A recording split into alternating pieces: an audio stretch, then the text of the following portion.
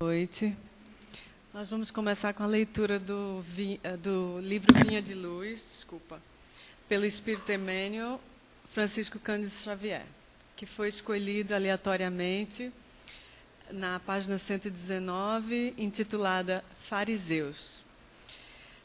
Acautelai-vos primeiramente do fermento dos fariseus. Jesus, Lucas, capítulo 12, versículo 1. Fariseu ainda é todo homem presunçoso, dogmático, exclusivo, pretenso, privilegiado das forças divinas.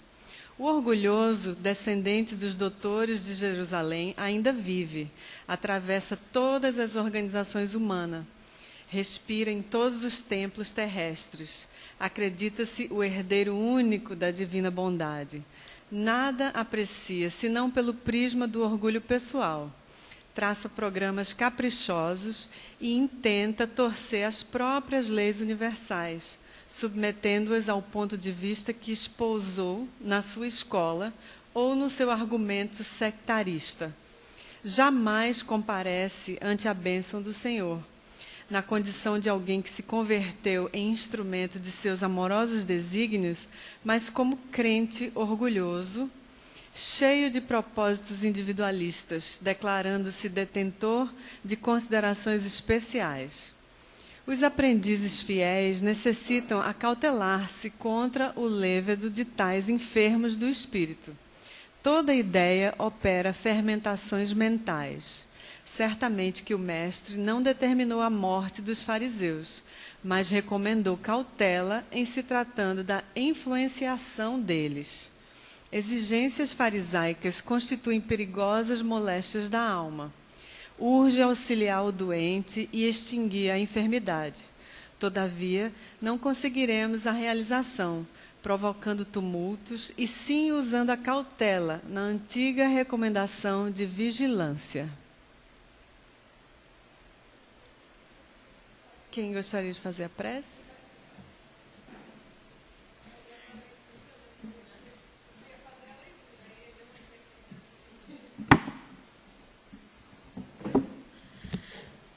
Mestre Jesus, espiritualidade do Cáritas, te agradecemos a oportunidade de nos encontrarmos aqui para o aprendizado, para a nossa melhora, que ela tem que ser frequente, que a nossa irmã que agora vai proferir a palestra possa ser intuída para falar as coisas e cada pessoa que possa receber essas informações e processá-la de acordo com as suas necessidades.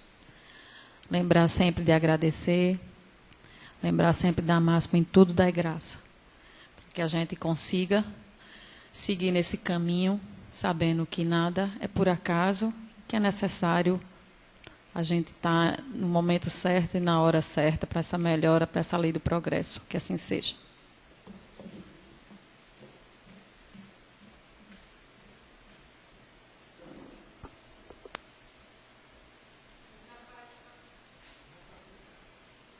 Muita paz para todos e vamos rogar ao alto que nos ajude nesse momento, que é um momento de aprendizado para todos nós.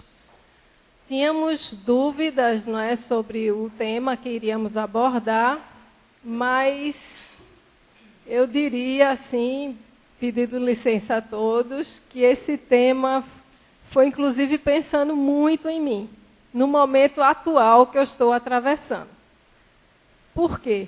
Porque ultimamente eu tenho adoecido com uma certa frequência. Graças a Deus, nada grave, não é nada demais. Porém, eu própria estava estranhando a situação. Inclusive, lá em casa, os comentários gerais é que a pessoa que sempre adoecia menos era eu. Convivia com muita facilidade com todas as viroses da casa, com meninos pequenos que depois cresceram e sempre com a saúde tranquila. E continuo, graças a Deus, com a saúde bem. Porém, pegando resfriados, pequenas gripes, se é que existem pequenas gripes, mas assim, com a frequência muito além do usual. Isso já vem de uns 2 anos para cá. Eu disse, mas o que é que está acontecendo? Não é alguma coisa errada estar havendo, não devo estar bem. E fiquei pensando sobre o assunto, mas também não quis pensar muito, não. Até porque a gente não gosta de fazer esses mecanismos de buscar na gente o que está errado.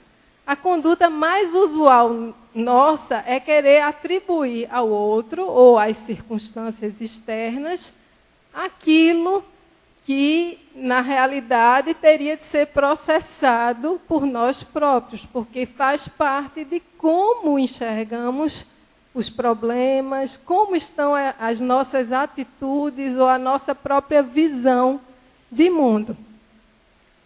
E aconteceu uma coisa maravilhosa. Eu recebi um carão da espiritualidade. Pensem numa regulagem boa e oportuna. Um irmão aqui espiritual da nossa própria casa me mandou um recado extremamente oportuno, dizendo: ela pensa que é muito disciplinada, porque estuda, porque tem frequentado o centro, mas ela está sendo, ultimamente, indisciplinada. E eu fiquei pensando, onde estaria a minha indisciplina? E a minha indisciplina estava exatamente na falta de lazer, na falta de cuidado, até do sorriso. Vocês acreditam que o irmão me mandou sorrir mais? Eu disse, meu Deus, realmente, nos últimos tempos eu não estou muito sorridente. E o sorriso é um reflexo da nossa alma, de como nós estamos enxergando o mundo. E aí a recomendação foi essa: você precisa rir mais. Não é mangar dos outros, é diferente. Mas precisaria rir mais. E é incrível. No dia seguinte, eu estava numa dessas meus resfriados fortes. Depois desse carão, no dia seguinte, eu já amanheci melhor. Porque também já estava entrando naquele processo que é comum. Coitadinha de mim, estou adoecendo muito.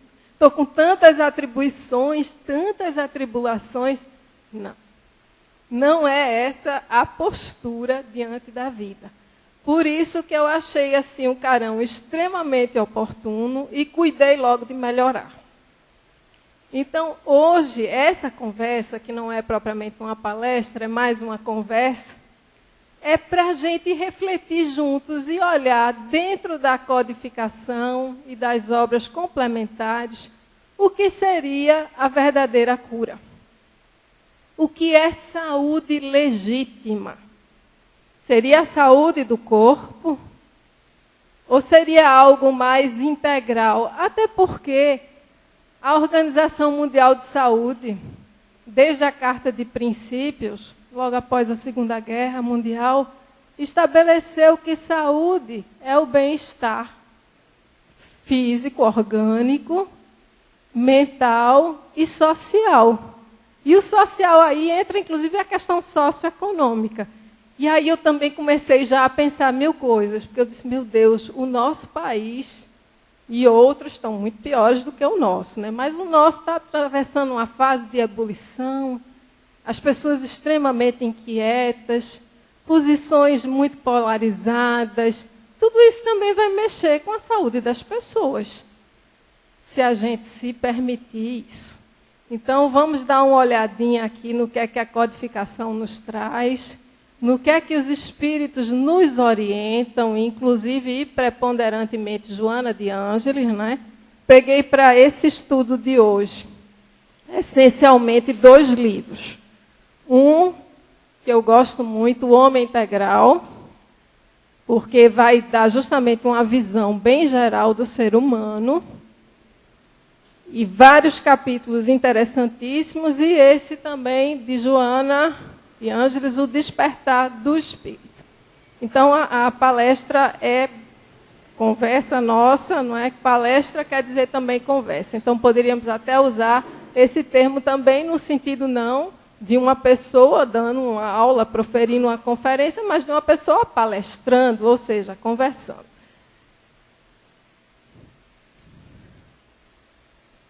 O corpo e a alma, influência recíproca. Por que começamos com isso? Porque, às vezes, a gente tem uma tendência a dizer que a alma é tudo. E é fundamental, é a nossa essência. Mas o corpo também exerce uma certa influência. Então, a gente tende a olhar esses dois lados, essas duas vertentes que se comunicam, que interagem e que exercem uma influência um sobre o outro. A gente não pode também negar a influência do corpo. Porque quando a gente diz o espírito é que é o forte, a carne é fraca no sentido dos arrastamentos, mas também impede, algumas vezes, se a gente se permitir, a gente enxergar a realidade mais essencial. Agora, desde que a gente permita isso. Mas alguns espíritos chegaram a dizer, por exemplo, que o corpo impede, de certa forma, uma visão mais ampla. E a gente sabe que isso é verdade. Já se comparou a uma espécie de escafandro. Já se disse também que é quase uma penitenciária da alma, que estamos aqui encarcerados nesse corpo. A gente não precisa ter uma visão desse tipo no sentido negativo. Mas a gente precisa ter a consciência dessa influência recíproca. Então, temos a alma, que é o ser, não é? A essência nossa, o perispírito, que é o agente intermediário entre a alma e o corpo. Então, o perispírito seria o veículo, e o corpo material, que é esse instrumento pelo qual evoluímos. Aí poderia vir a pergunta, mas a gente evolui na espiritualidade? Evolui também. Mas as provas, os testes, para ver se a gente fez o aprendizado direitinho, é aqui, é na Terra. Então, para os espíritos que ainda precisam reencarnar, obviamente, nessa condição mediana nossa. E aí vamos ver o que Kardec nos diz. Por se acharem em dependência mútua, importa cuidar de ambos. Amai, pois, a vossa alma, porém, cuidai igualmente do corpo, instrumento daquela. Desatender as necessidades que a própria natureza indica é desatender a lei de Deus. Evangelho segundo o Espiritismo, capítulo 17, item 11. Então, a gente também tem de atender às necessidades do nosso corpo, para que a nossa alma possa se manifestar da melhor forma possível. E estou lembrando da história de Kardec, que durante um período, isso está no livro Obras Póstumas, né? Ele exagerou justamente para deixar essa bela codificação, né, que foi deixada, essa sistematização da doutrina espírita, e foi chamado a atenção para o Dr. Demer, que disse a ele que estava exagerando. Se ele continuasse exagerando daquela forma, forçando o organismo daquela forma, poderia comprometer a conclusão da própria obra espírita. Então, a gente tem também de atender aos reclamos do corpo. Nem a inércia, a ociosidade, nem o exagero. Agora, a gente tem que ter aquele cuidado de ver o que é exagero e o que não é. Se a gente está se encolhendo para não assumir as obrigações que nos competem. Esse raciocínio, essa reflexão, não é, desapaixonada, no sentido de eu não vou fazer o que é melhor para mim do ponto de vista egoístico.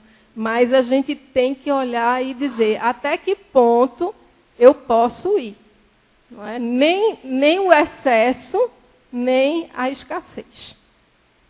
E aí a gente vai cultivando, não é, o nosso espírito diariamente, tendo os cuidados básicos com o corpo. Agora, o que é que acontece? Algumas pessoas se ocupam excessivamente do corpo e esquecem que são essencialmente espíritos. Por exemplo, o envelhecimento. Processo extremamente natural. Morremos um pouquinho a cada dia. Tem biólogos que dizem que basta você nascer, já iniciou o processo de envelhecimento e de morte, daquela morte diária. Então, porque é o processo natural do ser humano. Não é isso? Então, é simples, minha gente.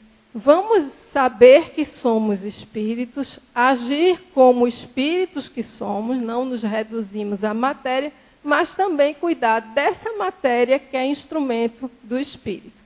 Aí vocês podem dizer, simples na teoria. Na teoria é fácil, na prática é um aprendizado diário. Coloquei aquela imagem do nosso globo enfermo, não é? Sociedade e indivíduo. Antes a gente viu influência recíproca, corpo e alma. Aqui a gente está vendo a influência recíproca, sociedade e indivíduo. Impossível para nós, nessa condição que temos, a maioria de nós na condição mediana, não se deixar influenciar pelos problemas sociais vivenciados. A gente tem que ter uma vigilância redobrada, porque a tendência são os arrastamentos, principalmente mentais, num momento como esse. A gente vê um mundo tumultuado e a gente se contamina com esse mundo, e aí tem o feedback nosso também de como seres também perturbados que somos, vamos perturbar também o todo. E aí a situação só piora. Então, qual é o nosso papel?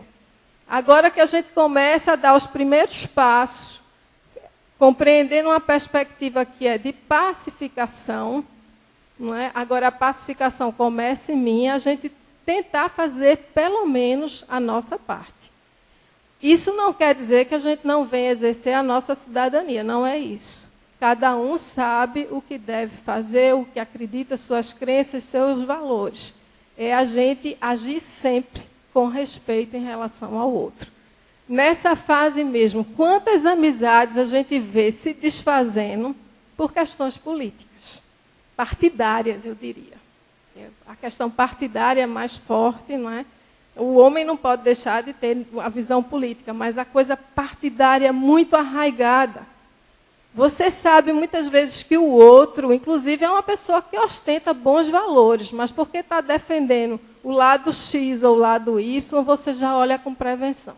Você diz, fulano está dizendo isso, está defendendo tal pessoa, fulano não presta.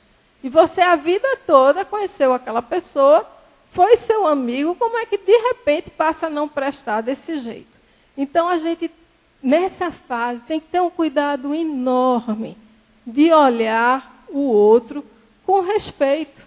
Ainda que você considere um posicionamento equivocado, vamos respeitar, assim como você quer se ver sendo respeitado também.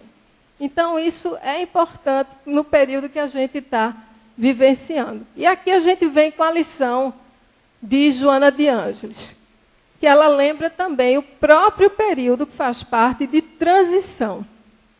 E ela diz assim, é no livro O Homem Integral, que é de 1990, esse livro. E diz assim, num período de transição e mudança brusca da escala dos valores convencionais, com a inevitável irrupção dos excessos geradores da anarquia, a saúde tende a ceder espaço a conflitos emocionais, desordens orgânicas e dificuldades econômicas, propiciando o surgimento de patologias complexas no homem.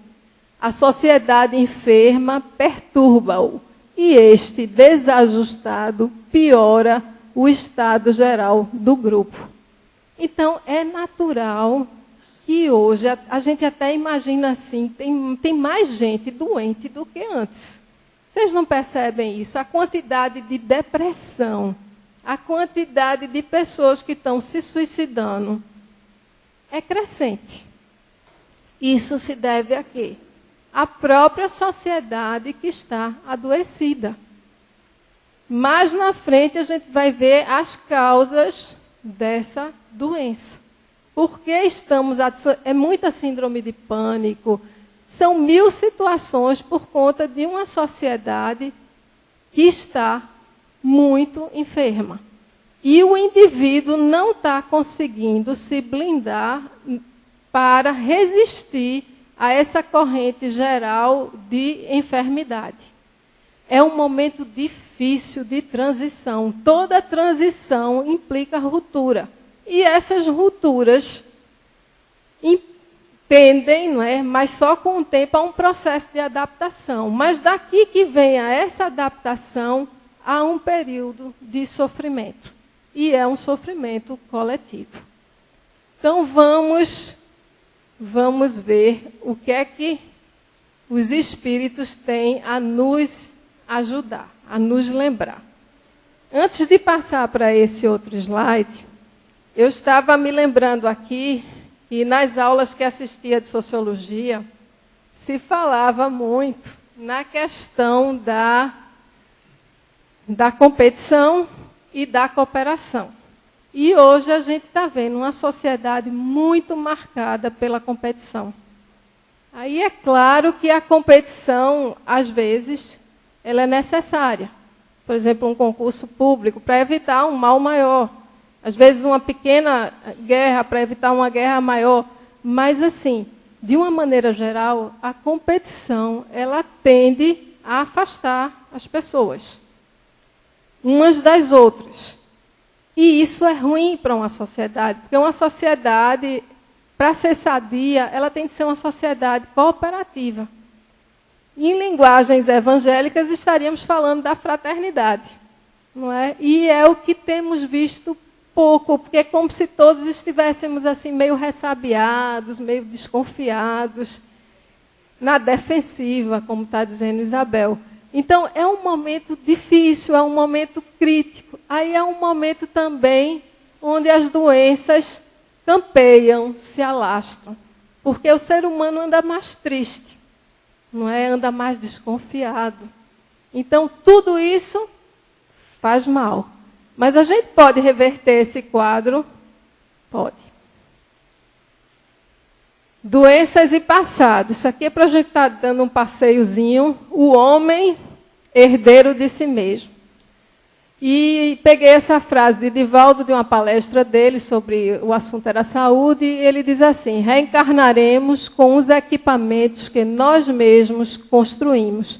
E ali nós somos o que pensamos. Essa frase atribuem a Buda. Não tenho certeza se é, mas independentemente de quem seja, essa frase é muito boa, é isso mesmo. Nós somos o que pensamos. A partir do que pensamos, daquilo que temos em mente, vamos ter, inclusive, saúde, doença, vamos provocar o nosso bem-estar, o nosso mal-estar e o bem-estar, o mal-estar do nosso próximo, de quem convive conosco.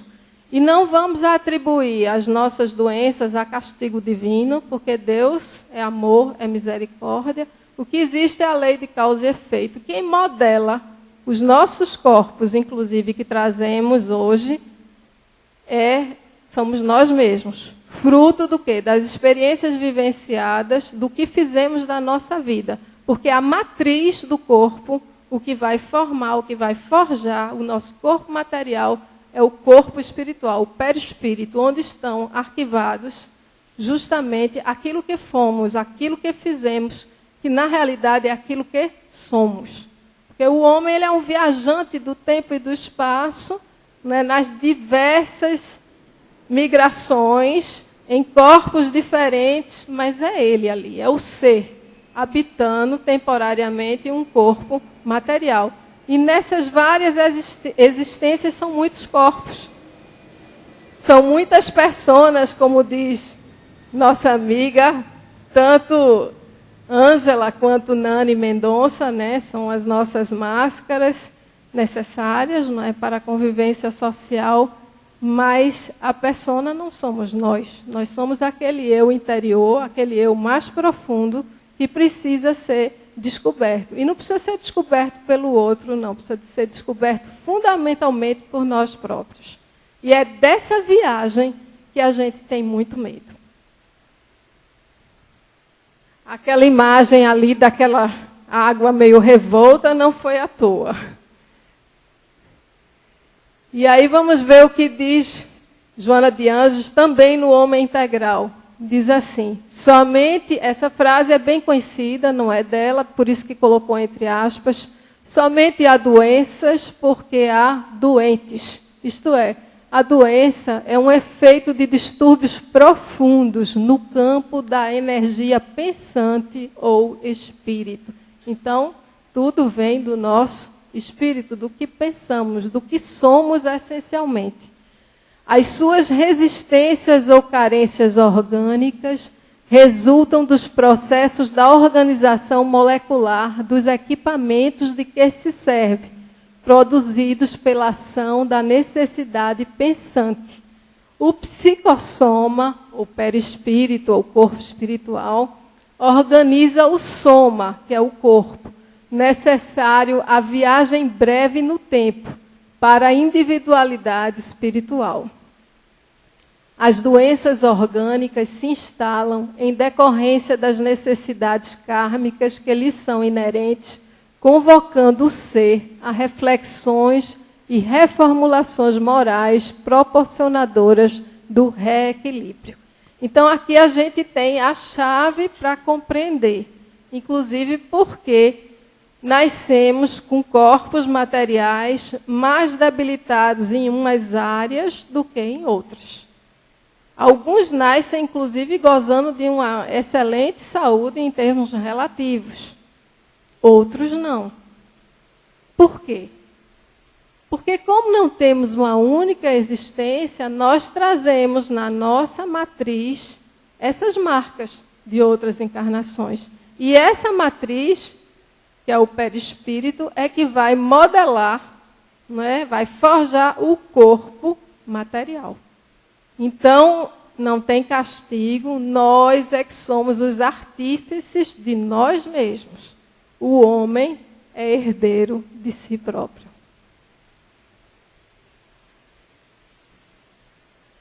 Surgimento de novas doenças, as causas. A imagem ali do cactus também não foi à toa. Mas a gente vai ver ao longo desses slides que a gente vai dando uma melhoradinha nesses cactos. Assim, ali só tem os cactos, os espinhos, basicamente, nem uma florzinha, né? É esse ser humano ainda, muitos espinhos, né? Precisando se descobrir mais amor.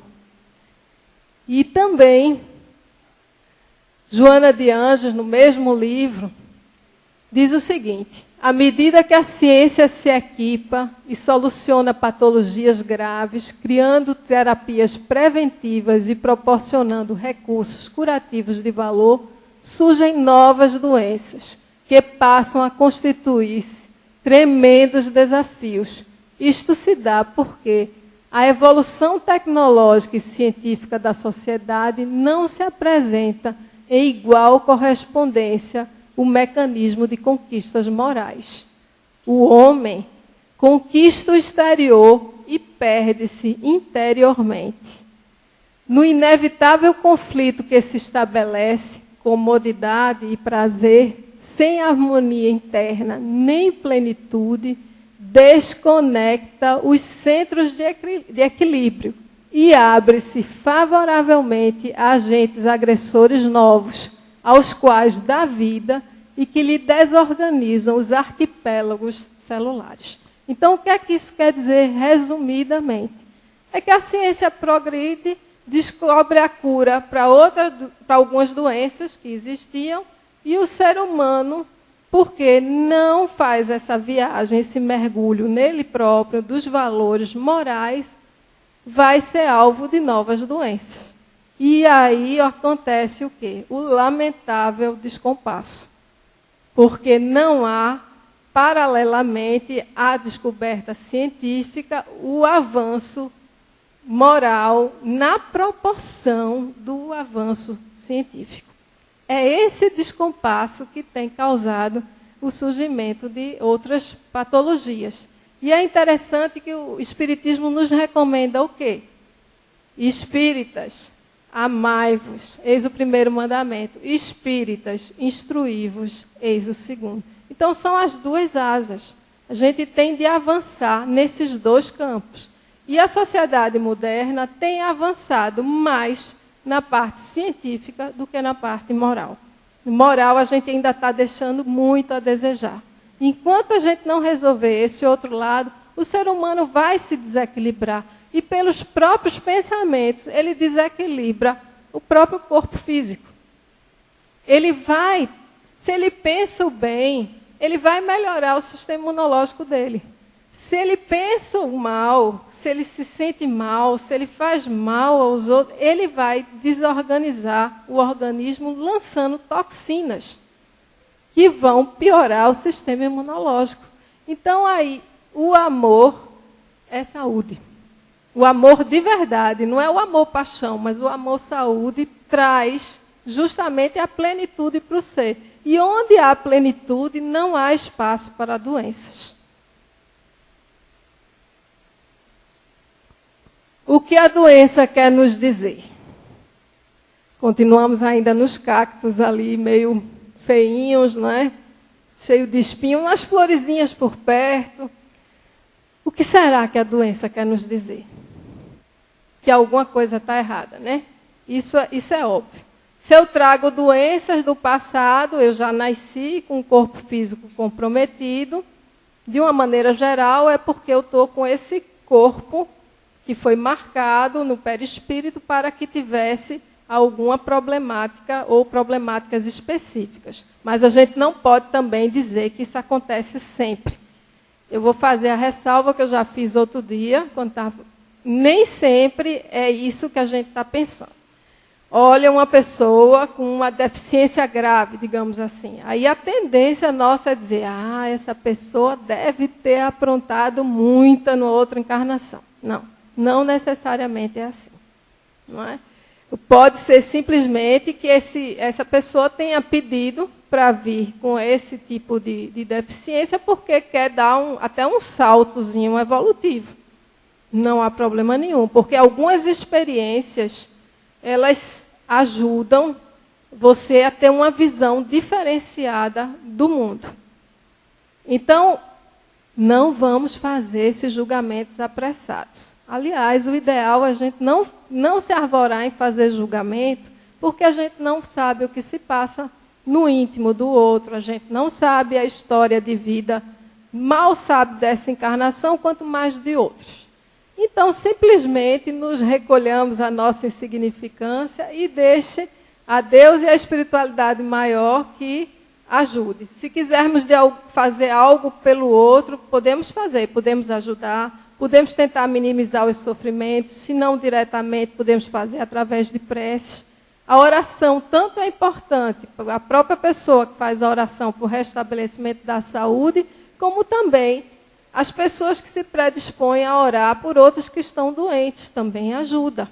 Né? O ideal é, se o paciente puder, ele próprio fazer, porque na hora que ele faz essa oração, ele entra em conexão com o alto e ele já se dispõe à cura, à melhoria, ou, no mínimo, a suportar melhor aquela provação pela qual está passando. E, nesse momento, eu estou me lembrando da história de Jesus, muito expressiva, que era Jesus no meio da multidão, ele estava se dirigindo à casa de Jairo, né? Jairo estava com a filha de 12 anos, muito doente, inclusive achavam que já estaria morta.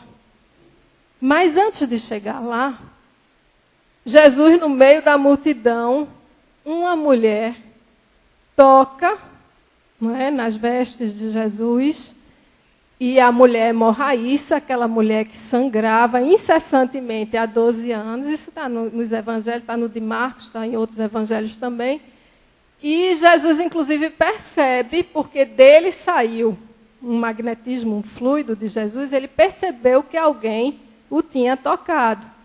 E o mais interessante é que os discípulos lembram um pouco a gente, viu? Claro, bem melhores do que nós, mas a reação eu achei super interessante. Porque aí Jesus faz, quem me tocou? E os discípulos, se fosse hoje em dia, seria mais ou menos, como assim? Um bando de gente, e Jesus quer saber quem tocou, como é que a gente vai saber isso, né?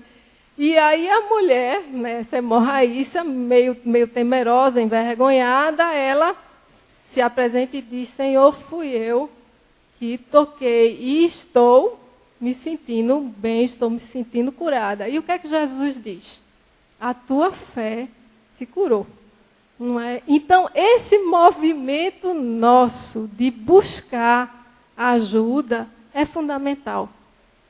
Por que que a eficácia das pessoas, por exemplo, que procuram um centro espírita para fazer o tratamento pedem ajuda, mas não vão até o centro, ou não vão com a frequência adequada.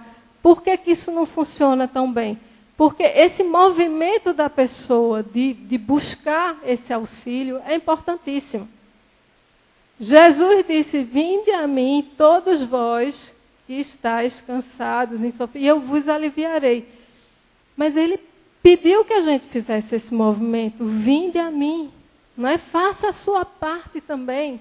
Então é importante que a gente faça esse movimento, que a gente acredite. Veja que acreditar não necessariamente nem na cura, mas acreditar que podemos ter uma vida melhor a despeito de estarmos, digamos, com o corpo físico em condições precárias. Se a cura vier, ótimo. No Evangelho segundo o Espiritismo, se ensina que quando a gente for pedir ajuda ao alto, a gente diga: se for me curar o corpo, né, que minha alma primeiro seja curada. Então, como isso é profundo. E a gente lembra também da história que está no Evangelho segundo o Espiritismo também, que é o digno curador, né, conhecido por suas curas, e fazem uma evocação, naquele tempo se faziam essas evocações, na Sociedade Espírita de Paris, e fazem a evocação do digno curador para curar uma mocinha que não enxergava, havia ficado completamente deficiente dos olhos materiais. E ele diz, o digno curador se comunica e ele diz: se eu dissesse que iria curar esta jovem, como ela ficaria feliz, como ela ficaria jubilosa. Mas quem sabe se isso não a perderia, se a sua alma não se perderia nisso. Que ela possa aproveitar esse momento para enxergar outras paragens, ter contato com outra realidade. Então, poderia se pensar nesse júbilo, nessa alegria, que seria imensa naquele momento, mas será que seria adequado? Então, só Deus sabe das nossas necessidades, os espíritos superiores, muitos dos processos pelos quais passamos, sejam trazidos de outra vida, ou esses momentos que somos acometidos por certas doenças, certas dificuldades, a gente aproveita para tirar as lições que sejam proveitosas. Porque, com certeza, a revolta não vai ajudar em nada. Só vai trazer ainda mais toxinas ruins, não é, para o nosso organismo. Então, vamos ver aqui o que é que Joana de Ângeles nos diz sobre a doença. Isso já é no livro Libertação do Sofrimento. Quando uma doença se instala no organismo, estamos diante de uma advertência de que algo não se encontra bem, seja no que se refere ao equilíbrio físico, emocional ou psíquico, merecendo cuidados que podem ser tomados de forma que a saúde seja reconquistada. Então, acendeu aquela luz amarela, a gente já procura e vê o que é que a gente está fazendo que está causando essas reações no organismo. Na raiz profunda, porém, das enfermidades, está uma necessidade de recomposição moral do espírito, aguardando refazimento emocional, reajustamento interior, renovação de conduta. Então, tudo passa pela renovação do ser. Mas a gente insiste em não querer enxergar realmente o que é que está errado conosco. E aquilo que eu havia dito no início, a mania que muitos de nós têm de atribuir ao externo. Quando, se estivermos equilibrados, o externo nos abalará muito menos. Não vou dizer que não vai abalar nada, porque é difícil, não é? Mas vai abalar menos. E eu estou lembrando agora de uma mensagem que foi uma das primeiras que eu li quando conheci a perspectiva espírita. E essa mensagem se chama O Agasalho. E é comum, é de Emmanuel essa mensagem, é comum a gente pensar que vai para uma casa espírita ou para uma igreja protestante ou católica, para se livrar das doenças, para se livrar do sofrimento. As coisas não são bem assim, minha gente.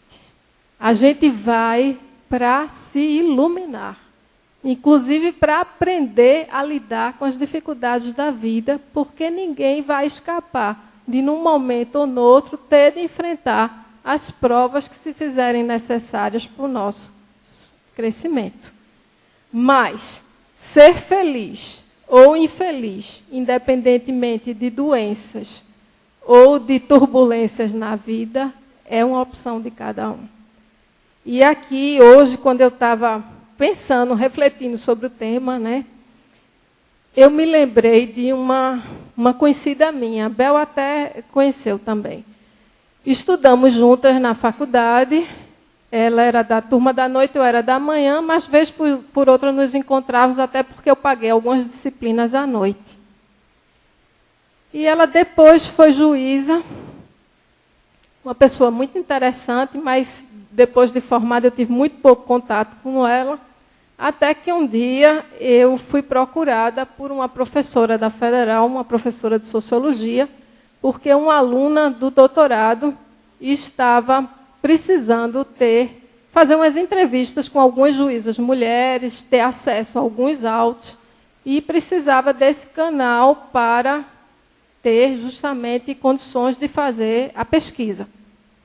Então, por essa razão, eu entrei em contato com a Andréa e pedi a ela ajuda. Eu digo, Andréa, você, por mensagem no Facebook, eu tinha perdido contato, você se predisporia a ajudar nessa pesquisa, né, e tal? Mandei essa mensagem para a Andréa. Aí a Andréa me responde, dizendo que está com... Ela primeiro me prepara o espírito, não é?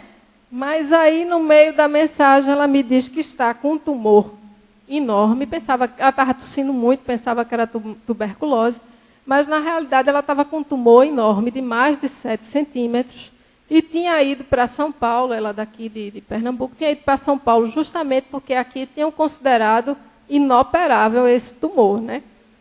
E foi para São Paulo, e lá o médico disse que era muito difícil, ia tentar diminuir com a químio e tal, mas não sabia nem se poderia operar. Mas o que mais me chamou a atenção, a doença, claro, que me chocou, eu não esperava, mas foi o que ela disse. Imaginem que ela relatou o que estava passando com ela e disse, que coisa terrível, Tereza. É a primeira vez que você me pede alguma coisa e eu não vou poder lhe atender. Eu disse, meu Deus, como é que uma criatura, numa situação, enfrentando uma dificuldade dessa, lamenta porque não vai poder ajudar. E por conta dessa história, eu vi que ela estava atravessando essa prova muito rude e começamos a trocar mensagens. E no final das contas, eu pensando que ia consolá-la. Não. Na verdade, ela era quem estava me dando uma grande lição de vida. E uma das últimas mensagens que a gente trocou, ela dizia assim, que eu achei também maravilhosa, ela dizia assim, bem, eu vou fazer tudo para me recuperar. Estou buscando a cura, estou atendendo às orientações médicas e vou fazer tudo para me restabelecer. E assim, se possível for o restabelecimento, vou ficar feliz porque poderei desfrutar da amizade das pessoas que conheço aqui na Terra. Mas eu estou preparada também para morrer. Se eu tiver que partir, que seja. A espiritualidade é que vai saber o que é melhor. Ai, meu Deus, né? Que lição de vida. Aí a gente pergunta, essa pessoa estava doente? Não. Ela não estava doente, não. Quem estava doente era o corpo. Agora nós, que por qualquer besteira fica reclamando do trânsito, do excesso de atribuições, eu mesma vou vestir a carapuça, né? Reclamando amanhã, de última hora, me colocaram para fazer uma sessão que eu não gosto, que eu não queria, aí lá começa uma ladainha enorme. Quem é a enferma? Com certeza não era Andréa, sou eu. Então, é isso que a gente tem de pensar, minha gente. O que é a saúde legítima? Então, vamos para frente. Bom, coloquei aí esse holofote, porque hoje é outra característica da nossa sociedade. A gente vive muito nos holofotes. Nas redes sociais, não sei quantos amigos nas redes sociais, 500 mil, 2 mil, e, não é? Tirando fotos, jantando, almoçando, no cinema, na praia, em todo lugar, vivendo uma vida de exposição e, muitas vezes, uma vida marcada por muita superficialidade. Então, antigamente, eu estou já no discurso de velha, né?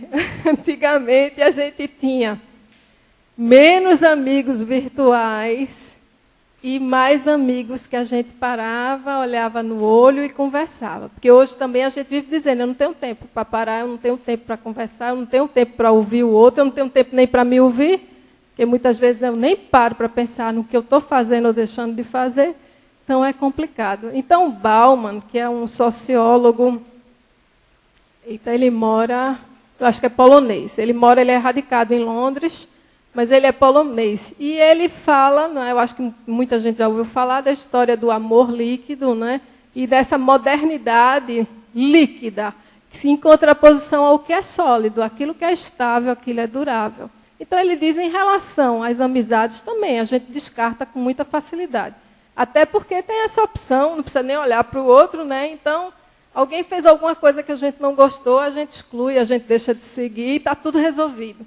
Não, não está resolvido. As coisas não são assim. Deve estar faltando alguma coisa, né? A gente tem mais dificuldade de estabelecer laços, né? Laços duradouros e também na própria vida afetiva mais íntima também. Aí ele fala nesse amor líquido, né? Esse amor não estável, essa história do ficar. E depois vem o que Erich Fromm diz, que é outro sociólogo, vem um vazio. E aí os consultórios estão cada vez mais cheios. E os farmacêuticos, não aquele que trabalha na farmácia, mas os donos das empresas, dos laboratórios, cada vez mais felizes e vendendo mais medicamentos. Aí vocês vão dizer, não, mas tem hora que tem que tomar remédio. Sim, tem hora que tem que medicar, tem que tomar remédio. Mas quantos remédios são utilizados sem necessidade? Porque as pessoas hoje não querem nem uma tristezinha, nem um pouquinho de sofrimento. A gente não quer, não. Toma uma pílulazinha, né? E acabou-se a dor, acabou-se o sofrimento. Não pode ser assim também. Tem até um psiquiatra que parece estar no Rio de Janeiro, saiu uma matéria numa desses jornais de grande circulação de São Paulo, e ele diz, é um abuso de medicação. E cada esquina a gente passa, tem uma farmácia nova abrindo. Então a gente virou consumidor, quanto mais de medicação. Mas por quê? Porque a gente não faz o processo terapêutico nosso da autocura. E aí Divaldo, de uma forma bem engraçada, viu, as duas, Ângela e Aninha, ele diz o seguinte, que ao invés da gente procurar tanto médico o tempo todo, a gente podia também pensar em fazer umas revisões psicológicas, ver como é que está, né, a cabeça da gente. E aí vamos ver essa questão do homem, desses holofotes, dessa vida mais superficial. E também é Joana que diz assim, o homem teima por ignorar. Ele não quer. Assume atitudes contraditórias, vivendo comportamentos estranhos. Prefere deixar que os acontecimentos tenham curso, às vezes desastroso, a conduzi-los de forma consciente. É aquela sujeirinha, né, que bota embaixo do tapete, não quer mexer, não quer levantar poeira, e aí vem os desastres. Os dias se sucedem sem que ele dê-se conta das suas responsabilidades ou frua dos seus benefícios em uma atitude lúcida, perfeitamente compatível com as conquistas contemporâneas. Então, a gente tem lucidez porque é externo. Para conhecimentos científicos, que é importante, eu não estou negando a importância, mas e a gente, o nosso eu mais profundo? Surpreendido, no entanto, pela doença e pela morte, desperta assustado, sem haver vivido, estranhando-se a si mesmo e descobrindo tardiamente que não se conhecia. Então, ele nem viveu realmente, não é? Porque eram relações assim muito fugidias, então não tinha profundidade, e ao mesmo tempo ele descobre que ele não se conhecia. Foi um estranho durante toda a existência, inclusive a ele próprio. Então vejam o que é que ela nos alerta, o que é que ela nos chama a atenção. E é para a gente parar e refletir até que ponto nós também não estamos nos deixando arrastar por essa corrente que vai vivendo o dia a dia sem maiores reflexões. Tem até uma expressão que o pessoal diz, vai empurrando com a barriga, né? Vai levando. Não pode ser desse jeito. A gente tem que tomar as rédeas do nosso destino. O que seria a verdadeira saúde? E aí Divaldo diz que se pensarmos em saúde, mesmo quando estamos doentes, o perispírito irá criar um campo vibratório para que a saúde se instale. Ó, coisa boa, não é? Então, se a gente pensar na saúde, pensar no bem, ele chega a dizer que conversa até com os órgãos dele, né? Materiais. Ele diz que conversa, diz vamos lá, vamos responder, né? Vamos melhorar.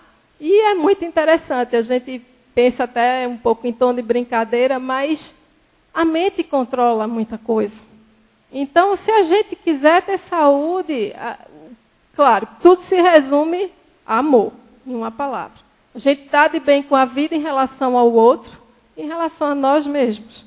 Mas pensar, eu não quero ficar doente, eu quero ficar bem, eu quero me restabelecer. E aí vai criando essas ideias de otimismo. Porque as ideias pessimistas, elas jogam, já foi dito, toxinas no nosso organismo. Falando nisso, antes que eu esqueça, já está terminando a hora, esse relógio é um inimigozinho da gente, né?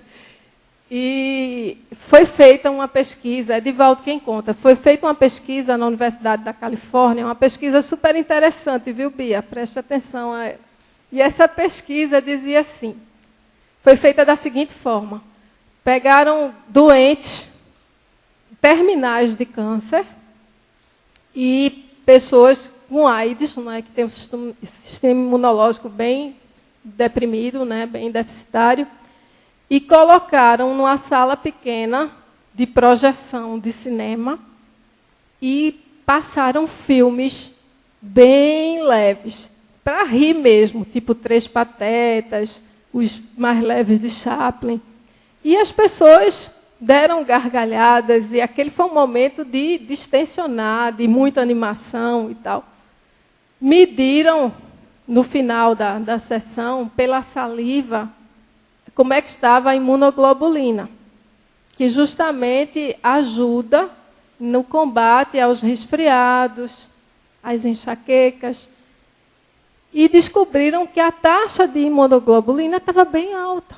Ou seja, aquelas pessoas saíram daquela sessão de cinema fortalecidas. E eram pessoas com problemas no sistema imunológico. Pegaram um outro grupo de pessoas jovens, bem saudáveis, e colocaram para assistir na mesma sala, né? Fizeram uma coisa bem cuidadosa, chama grupo de controle, colocaram na outra sala para assistir filmes de sexo explícito e violência. No final, fizeram a mesma coisa, foram medir a saliva e descobriram que a imunoglobulina estava lá embaixo. Alguns já saíram da sala de projeção com resfriado. E se a gente parar para pensar, alguns ambientes onde a gente se sente assim mais tenso, onde a gente não tem afinidade ou a gente se sente pressionado, às vezes a gente já sai do local com dor de cabeça. É ou não é verdade? Eu passei um tempo fazendo uma terapia e a psicóloga dizia assim, você é a pessoa que eu conheço que tem dor de cabeça imediatamente. É a pessoa que mais somatiza que eu conheço. Eu achei, assim, tudo bem, né? Mas eu sempre entendi que isso, pelo menos comigo, era uma reação até comum. Eu não imaginava que eu faria parte, pelo menos na estatística dela, de um universo pequeno que respondia mal imediatamente, né? Mas é verdade. A gente precisa, inclusive, se imunizar. Hoje eu estou fazendo o seguinte, para conseguir entrar melhor e sair também direitinho de certos ambientes, eu discretamente procuro ler uma página de um desses livros de Emmanuel, Vinha de Luz, Nosso Lar. Aí dá aquela imunizada, leio uma páginazinha. No meu ambiente de trabalho mesmo, dou aquela lidinha, vou no gabinete, escondidinha, leio, senão vão dizer que eu sou fanática, né? E assim, eu tento não ser, né? Aí dou aquela lidinha, faço uma prece, aí já muda o astral meu. Não sei se o teu ambiente muda, mas pelo menos o meu já fica melhor um pouquinho. Não é? Dá uma blindada, né, Bel? Pronto. E aqui? A gente falou de Andréa, não é? Da nossa conhecida. Chegamos à conclusão que saúde era Andréa quem tinha. A saúde legítima não é algo que se busca fora da própria realidade. Qual o medicamento que se encontra numa farmácia aguardando para ser utilizado? Trata-se de um esforço que o paciente tem o dever de empreender, a fim de alterar o quadro de considerações em torno de si mesmo e dos outros, da natureza e das suas leis, de modo a identificar-se com o eu profundo e avançar no rumo das conquistas íntimas, imponderáveis e valiosas para a sua harmonia. A ruptura das condições inquietadoras exige decisão e terá que ser feita pelo próprio indivíduo. Isso está no livro Despertar do Espírito. Então, cabe ao outro? Não. Eu vou esperar que o mundo esteja todo pacificado, ou que com quem eu convivo, meu marido, meus filhos, meus amigos, sejam vestais de pureza. Não. Esse trabalho é meu, esse movimento é meu. Claro que se o outro colaborar, ótimo. Mas a gente não pode exigir do outro, a gente pode exigir da gente. Eita, só tenho 3 minutos. Vamos bem rapidinho aqui. A verdadeira cura. Ali está uma frase de Jung, que eu acho que quase todo mundo conhece. Não há despertar de consciências sem dor. Não é fácil. O processo é doloroso, mas necessário. As pessoas farão de tudo, chegando aos limites do absurdo, para evitar enfrentar a sua própria alma. Ninguém se torna iluminado por imaginar figuras de luz, mas sim por tornar consciente a escuridão. E nesse processo de tornar consciente a escuridão é que a gente vai tentar sair desse estado de trevas interiores. Então não é ruim achar a nossa sombra, não, é muito bom. E enfrentar. Merece, eu agora vou dar uma apressada, viu, minha gente? Merece seja considerada a cura do ponto de vista espiritual e não apenas nos processos fisiológicos. A recuperação da saúde nem sempre constitui uma bênção em razão de como será aproveitada na sucessão dos dias. Aquela historinha que eu havia contado da mocinha que pretendia a cura visual.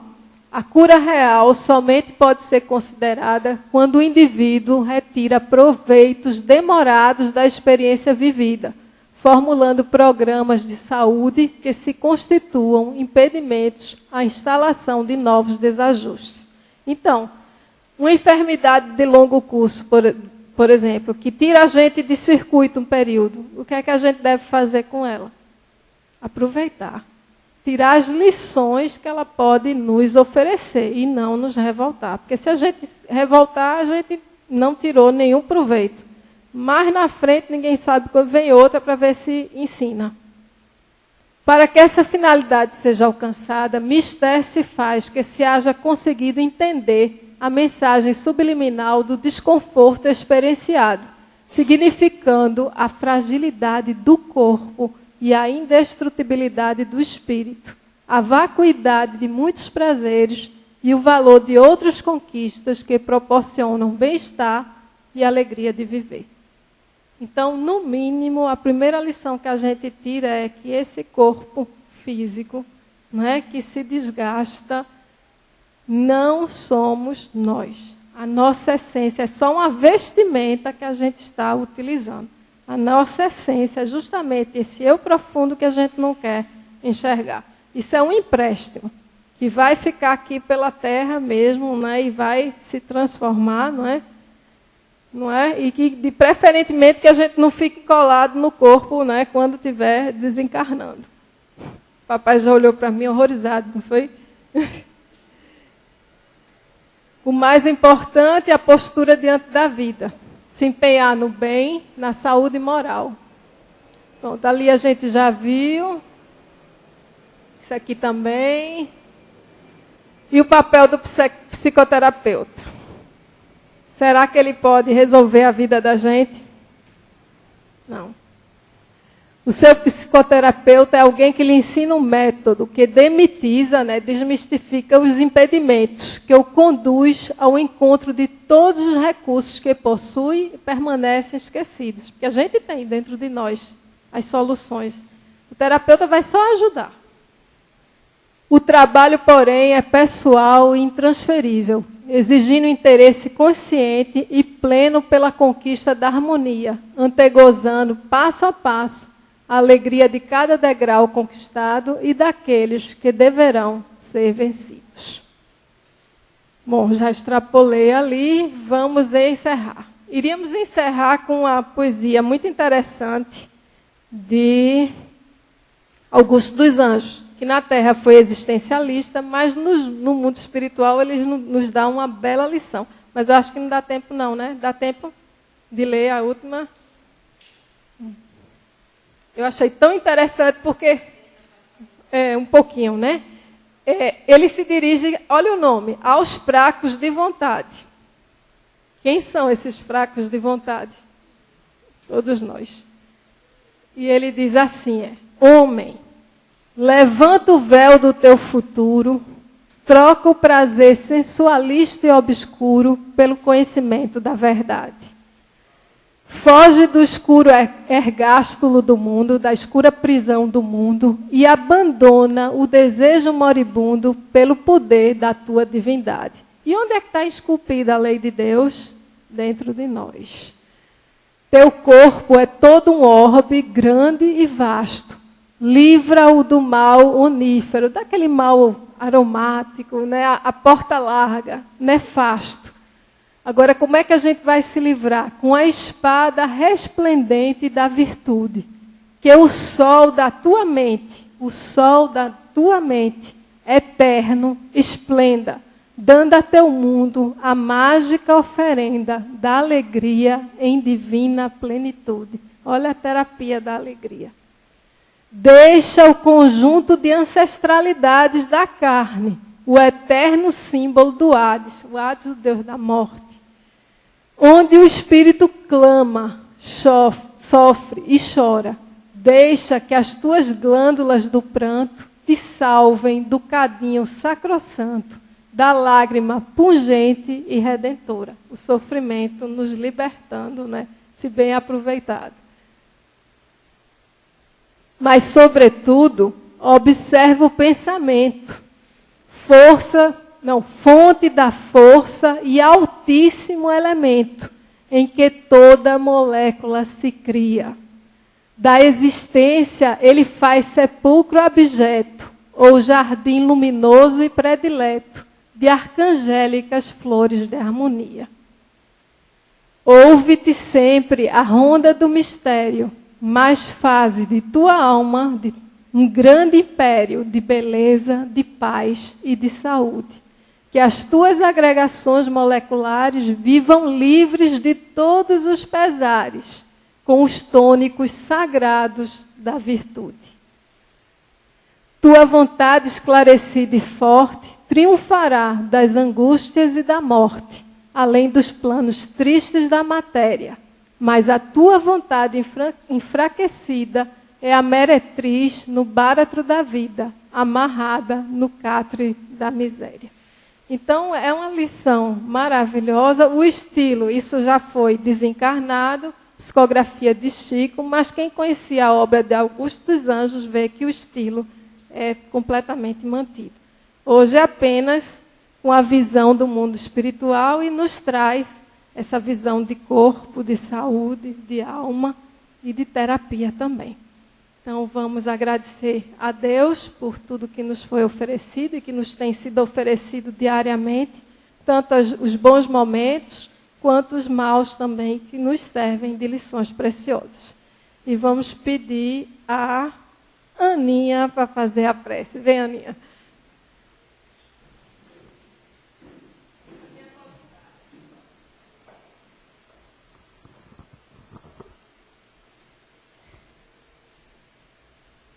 Diante desse clima, dessa energia trazida sobre nós, elevemos nosso pensamento para olhar para dentro de nós e encontrar este sol que brilha, a nossa imagem e semelhança do Criador, que desconhecemos quando na carne, porque Ele é o caminho da cura e da saúde espiritual, primeiramente. Confiemos nos nossos mentores, nos nossos anjos guardiões, que são os nossos mestres que sinalizam o caminho pelo qual devemos seguir em busca e sempre desta cura e harmonia espiritual. Que não nos iludimos com os brilhos, com as luzes e os apelos do mundo material, pela sua efemeridade, pela sua fragilidade e, acima de tudo, pela fugacidade de não preenchermos a nossa essência e a nossa verdadeira necessidade, que é de encontrar o amor essencial, pleno e amplo do nosso Senhor Jesus Cristo. Que este amor derrame sobre nós as suas bênçãos, que possamos levá-lo a todos os nossos entes queridos, hoje e sempre.